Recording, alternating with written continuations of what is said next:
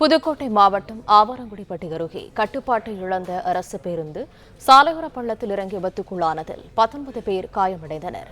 கூடுதல் தகவல்களை தருகிறார் எமது செய்தியாளர் மனோகரன். மனோகரன், வணக்கம். விவரங்கள் என்ன?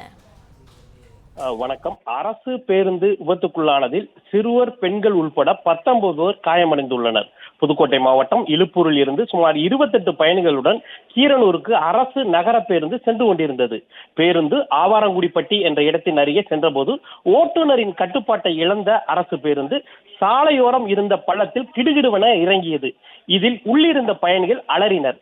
குறிப்பிட்ட தூரம் வரை சென்ற பேருந்து பள்ளத்துக்குள் கிடந்த கற்களின் மீது ஏறி நின்றது.